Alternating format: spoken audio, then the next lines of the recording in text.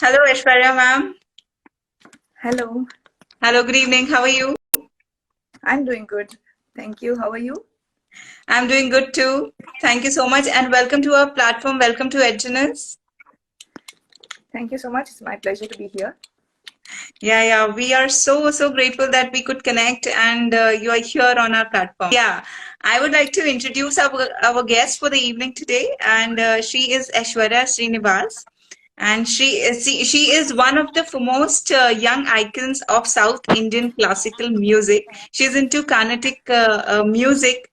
And let me tell you, she has a huge fan following on different social medias like Facebook, and she has around 110K followers on Facebook. And she has bagged many awards, and she has like 12 years of learning experience under different gurus. And her gurus are Padma Vibhushan Srimati D.K. Pattamal. She went on to learn under Padma Bhushan Shri R.K. Srikantan. Also, she has performed over thousands of concerts at several prestigious venues. And yeah, here we are with her. So, welcome again, Aishwarya ma'am. And ma'am, I would just want you to, elaborate your feeling for music and how do you define music? Um, so that's a really hard question. I would say music cannot be defined. It has to be experienced. It's something. I believe it's God's greatest gift to mankind. Just like laughter, music is also something that makes life beautiful in spite of all the other things that are going on. Being an artist, I'm not just able to find that little joy, but I'm also able to share it with others. And thanks to social media, people all over the country, people across countries have reached out to say, how much music has helped them tide over this Of course, pandemic of course. situation. And I think that is something I'm really grateful for. Also, you just mentioned that you are not from a musical family, like somebody who has been involved in performing arts from your family. You are the first person to have been into performing arts. So, okay, let's talk about your qualifications. And when I read, when you told me about your qualification, I was awestruck, and that was so great to hear. So, yeah, let's talk about your qualifications, educational ones. So I don't generally talk about my qualifications ever since I became a musician. It's more, for me, music is greater than everything else that I might have done ever and I might do, right? So it's always this all-pervading thing for me. But, you know, like I said, as a child, I was very good at academics right from the beginning. I was a top rank holder all through. I went to college, so even there, I got the proficiency prizes. I went to Stella Maris in Chennai. A lot of encouragement from their side because I was both a musician and a high achieving student. And so my family did not want me to let go of either of these. And as long as I was able to balance both, it was good. And so they always wanted me to have the choice and make the decision when I was able to. Okay, so you must have faced some challenges. Means you must have faced the challenges deciding on to what path to go to, and if you will be choosing music or chartered accountant as a career. So, how was your mindset back then? So I was a very obedient child for the most part. And most decisions, especially 10th grade or so, my mother made the decision for me. So I was very good. So I was offered the first seat for the 11th grade based on my 10th board marks in my school, which is a very academic school. They did not encourage anything else. They were all about academics, and they did not want to let go of me in the science group. So the school director, so my mother had made the choice that I was going to take commerce. but my school director invited us both to his house, and he said, I think you should reconsider this. We wouldn't want you to, waste your inclination towards academics. We would like you to take this further, and so we have great hopes for you and all that. So I think even at that point in time, I was more of because I knew to myself. So I had the privilege of training from a legendary musician, one of the most legendary musicians, Srimati D.K. Patamad, from the age of about 11. And that is something, like I said, it's all out of divine providence. So we just happened to, my father happened to talk to her, and she invited us home, and she just asked me to sing a song. And by that time, she had already received the Padma Vibhushan. So that is, how legendary she was already. And I was all of this 11 years old. And she invited me, and she asked me to sing a song. And I just sang whatever I had learned up till then. So I had learned from when I was 3 years old, but never with the idea of, becoming a performing musician. It was more of something my mother thought I should learn, right? I should have in my life, but not as the necessarily co-curricular activities. Right. You were managing the minuscule things, like micromanagement was happening in your life back then. Okay, so back then you decided that you will make your career in this art form. So I was also sure I needed a professional qualification. I was not going to give up academics for the sake of, being an artist, because as much as one would love to be a musician or an artist, there is a lot of uncertainty. And also, like I said, I don't belong to a family of musicians, and that there's always this these challenges that a first timer has to meet in order to, make a mark in the field, right? So I was definitely not going to give up academics at that point in time. I wanted to complete my academic qualification, and I gave my exam, I got my results. I decided I will do music. How was your first stage performance experience? So first stage performance was at the age of 12. And so, like I said, so it was about within a year since I started learning from my guru, Srimati D.K. Patamad. So she kind of saw this intuition in me. She used to say, when I see you, it feels like I'm looking at myself when I was your age.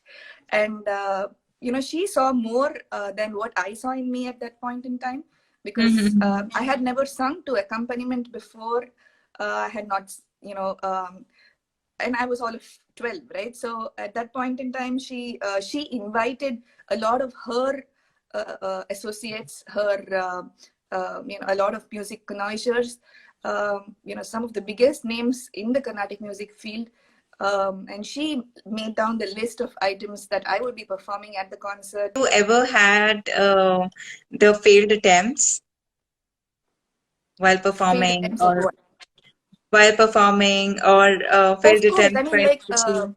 so unlike light music or a lot of other genres, Carnatic music performances are very less rehearsed. So I remember one such concert. The violinist was my friend. He was, attending school with me. We were good friends.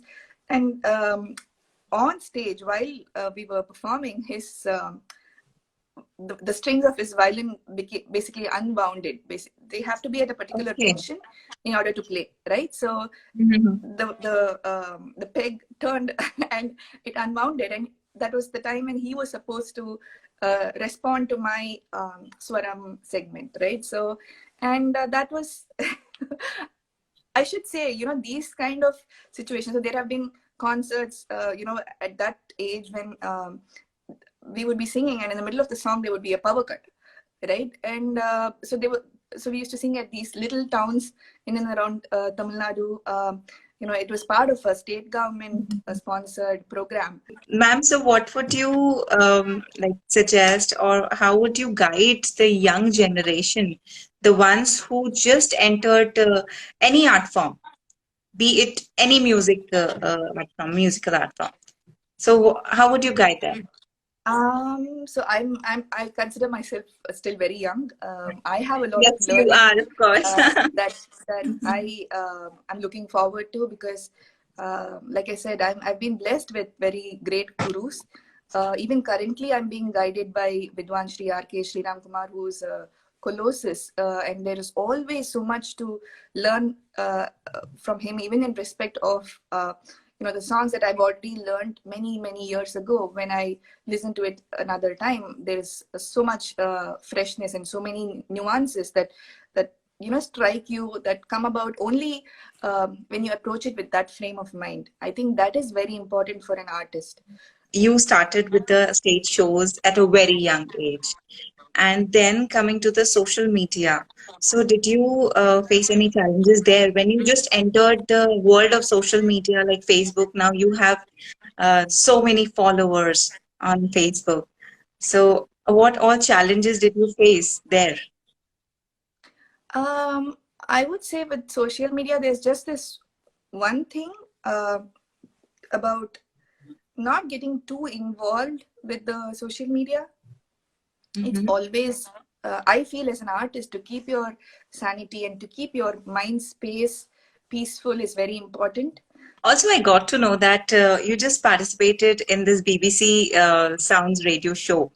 So I really want you to throw some light on that, on your experience with that. So it's a radio show. It's a UK based radio show. Basically, they play a lot of they play some of the best music from India, and we were surprised ourselves that our track, Radha Samita Krishna, my collaboration with Nadaswaram Vidwan, my like Mhm. Kartikeyan, was chosen to be airplayed on the show, because so we did this collaboration right at the beginning of the pandemic, right when the pandemic Okay. began, and we were like, he's a good friend of mine. He's a great artist, Mhm. and Mhm. I was trying to think about ways to connect audiences, without diluting the classicism of the art form, but at the same time, given that people are going through a pandemic, that people have to be able to relate to this irrespective of whatever they're going through. So I thought this must be something innovative and novel and creative, and we spent a lot of time putting together our thoughts and ideas. Okay, so let's talk about the training. When did you realize that you can start training other artists, like your student? You can make a student base. When did you realize it? So for the longest time, I was never going to look at teaching, because I was always after what I had to learn, and for me, the time I was having was not enough for what I wanted to do.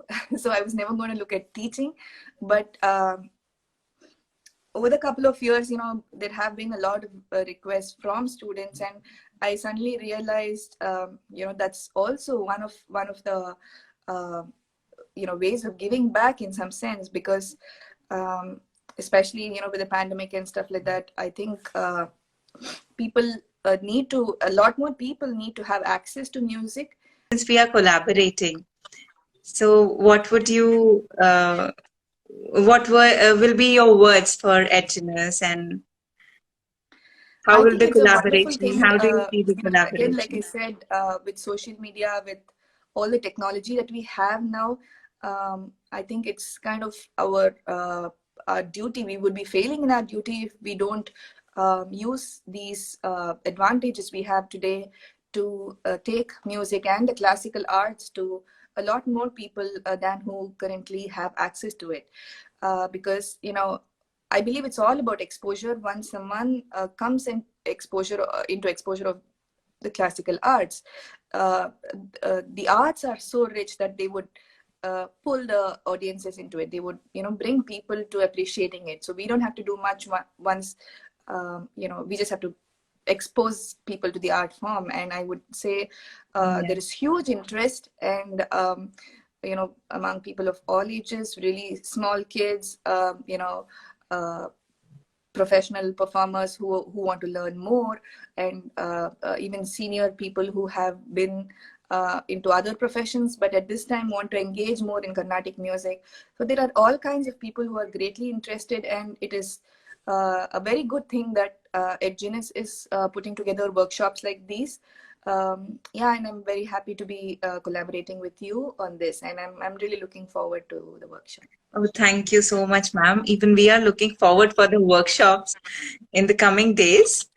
Uh, all right. And first, I mean, I didn't forget, but I really wanted to add this that you are looking so beautiful today. Thank you so much. You're most welcome.